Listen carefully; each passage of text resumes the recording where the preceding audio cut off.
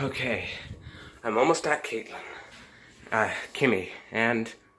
Wait. Oh, blast, I just stepped on a twig.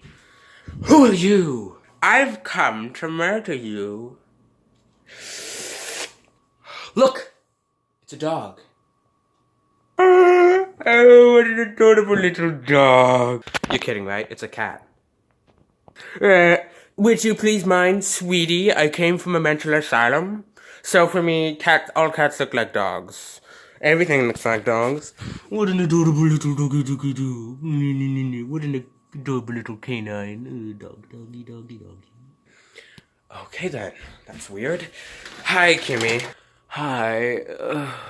Butterscotch is alive, and he works at the castle he works at a snot-covered castle for a guy who gave you priaposis. Buttersnot? How could he do that? Wait, Buttersnot? That's hilarious. A medical miracle! She's talking.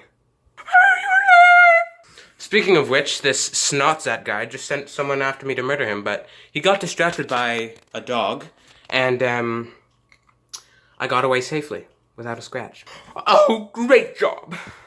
Yes.